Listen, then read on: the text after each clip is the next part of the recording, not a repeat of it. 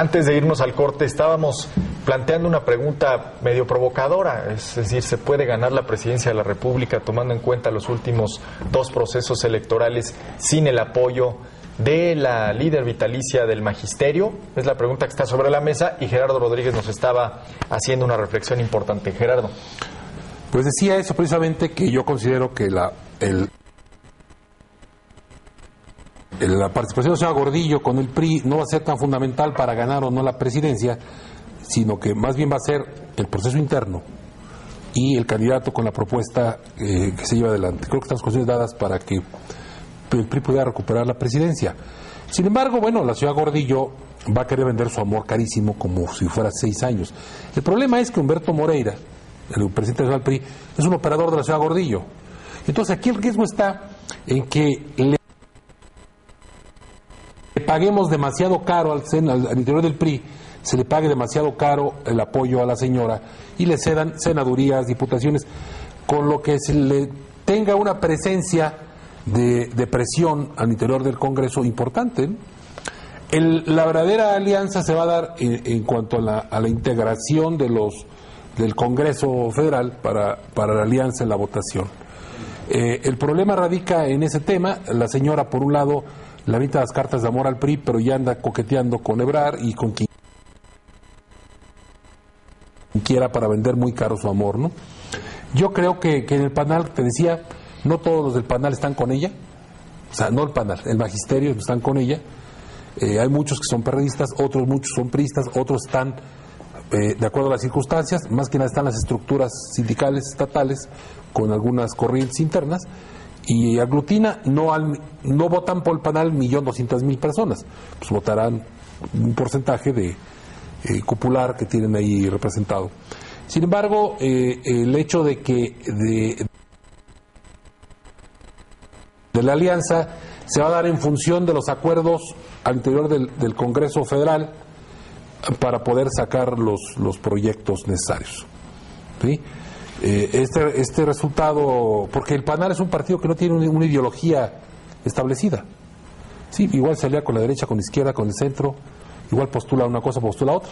En Hidalgo es una importante fuerza política y pues está más sustentada en el perfil de los candidatos que en la propuesta. Sí, es un instrumento de negociación. Pragmático, ¿no? Y además muy coyuntural y dependiendo de la posición y del contexto, con eso juega las alianzas. Ahora, debo decir también que no niego que el profesor Humberto Moreira tiene el ADN sí, lo vincula, pero si un gobierno ha fortalecido a la profesora Gordillo, ha sido el gobierno de Felipe Calderón, sí, claro, por no hablar del de Vicente Fox. Sí, claro. Es decir, permítanme regresar un poco. Ahí despunta. Una de las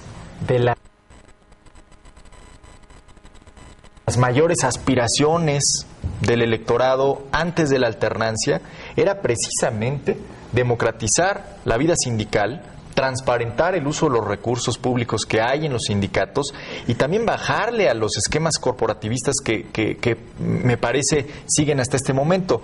Esa fue una aspiración de la alternancia que no se cumplió, y no solo no se cumplió, me parece que el PAN ahondó e acrecentó el poder de muchos liderazgos que son, a juicio de la opinión pública, no de un servidor, impresentables, Roberto. Claro. Y hoy tenemos que revisar simplemente algo. En el tema del 2000, mucho lo habrá de recordar justamente Francisco Labastida Ochoa, que tanto le jugó en sentido contrario el Bester Gordillo, y que le jugó el Bester Gordillo, jugó todas sus canicas a favor de Vicente Fox. Pero hoy, justamente a partir de estos comentarios que ha habido de Enrique Peña Nieto, que es en donde él señalaba, y lo que decía Gerardo, que pedía una alianza con el partido Nueva Alianza, en donde Humberto Moreira le está dejando abierta la puerta a la posibilidad de aliarse con el partido del Magisterio, ha causado ya algunas discordias internas dentro del revolucionario institucional.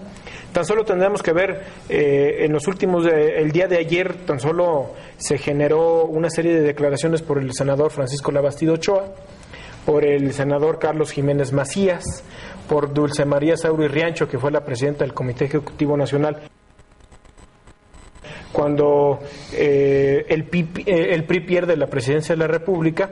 Y hoy ese tipo de comentarios todos van en un mismo sentido, que es muy contraproducente hacer una alianza con la maestra Elbester Gordillo, derivado de que saben cómo opera ella, de que puede operar en sentido contrario a su interés como le convenga. Por eso mismo Dulce María Sauri Riancho ha generado una posición en la que se defina de una vez y por escrito cuáles habrán de ser las posiciones que le corresponden al Partido Nueva Alianza en la figura de la coalición. Pero ojo, no una serie de posiciones otorgadas a la maestra Elbester Gordillo, sino al Partido Nueva Alianza, cuestión que yo veo muy alejada de la realidad, porque hoy hablar de negociar posiciones con el Partido Nueva Alianza es hablar de posiciones negociadas con la maestra Elbester Gordillo Morales. No tenemos que olvidar que también hay muchas figuras del prismo que actualmente están vigentes en el escenario nacional, que tienen mucha cercanía con la maestra Elbester Gordillo y que seguramente habrán de generar en su momento un poder de decisión al interior del partido y que permite sobre todo acallar esas voces que hoy están en sentido contrario a la posición de que es generar una alianza que le permita al Partido Revolucionario Institucional afianzarse en el escenario electoral para poder ser competitivos en el escenario de julio del 2012. Ahora, Carmen, en el tema de la profesora, si un aspirante panista crecido a partir de una definición muy clara en contra de la profesora es Santiago Krill. Esta semana fue importante. Krill pide licencia en su escaño como senador de la República y obliga, o más bien hace contraste, con los aspirantes panistas que siguen aferrados a las secretarías de Estado. Hablo de la Secretaría de Educación, hablo de la Secretaría de Hacienda particularmente. No hablaré de la Secretaría del Trabajo porque me parece que es una aspiración de humo, pero estos titulares de dependencias federales siguen aferrados al cargo por una sencilla razón. No pueden privarse del reflector, del staff, es lo único que tiene, del escenario que hoy les brinda ser secretario de Hacienda o secretario de Educación, porque no han acabado de crecer. Decía el ingeniero Caim, a quien le mandamos un saludo, que siguen en la incubadora y es muy temprano para sacarlos. En ese sentido, ¿cómo ves tú el proceso interno panista? Parece que avanza Krill, Josefina le sigue y todo parece indicar que la carrera final se dará entre uno del calderonismo, todo apunta a que los afectos presidenciales están en Ernesto Cordero, y en Santiago Krill y Josefina Vázquez Mota, que por decirlo de manera coloquial, van por la libre, y esta ha sido una semana en la que Krill avanza. Sí, sin duda, ya el hecho de que Krill dijera, hasta aquí con mi cargo como senador, pido y solicito esta licencia para poder alejarme de esos reflectores que a fin de cuentas como senador los tenía.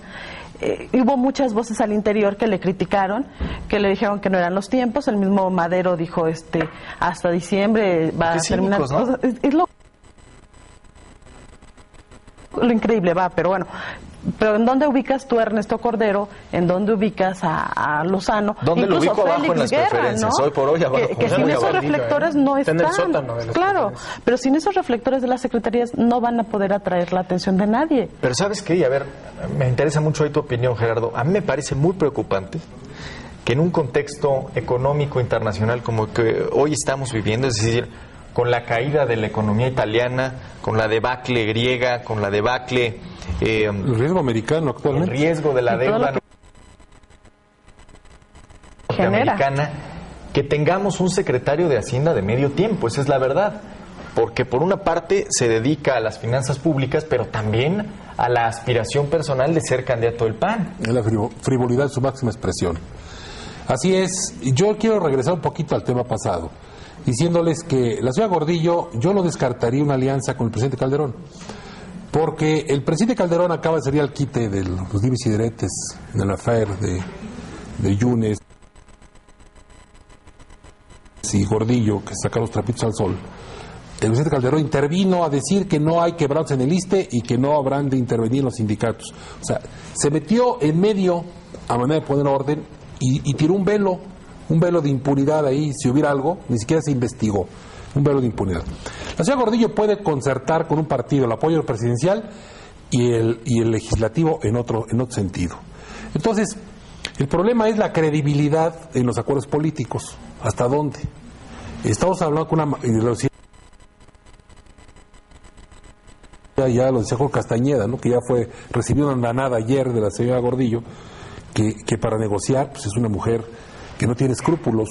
Entonces, bueno, si van a negociar, hay que negociar con toda claridad, yo estoy de acuerdo, con toda claridad qué va a pasar, a dónde, cómo, cuándo y a qué horas. Porque el precio va a ser muy alto después de... Creo yo que está sobrevalorada en su dimensión actual.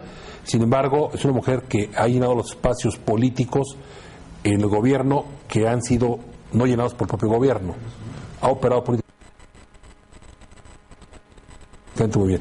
Respecto al asunto del secretario de Hacienda, yo lo veo demasiado riesgoso. Primero, ya empezamos a decir que México está a salvo de cualquier contingencia internacional, cosa que es una mentira. Hace unos años el propio personaje que dijo hoy eso, dijo que este era un catarrito, y acabamos en terapia intensiva, ¿sí? Con una crisis tremenda. Ya están diciendo que México está blindado. No puede estar blindado de un problema de crisis cuando Estados Unidos está a punto de irse a una recesión sin precedentes, Europa a punto de colapsar ahí con 2, 3 economías, y las bolsas del mundo pues van a caer en un escenario de esos.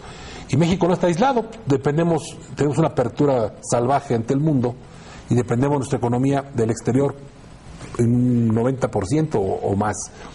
El asunto está en que, comparto contigo que dices que no puede ser que el ministro de Hacienda, el secretario de Hacienda, que debe estar fuera del escenario político, viendo los aspectos técnicos, el desarrollo, el crecimiento del país, esté metido en una campaña que no tiene futuro para nadie, ni para Cordero ni para el PAN. Hoy en la mañana, en un programa televisivo,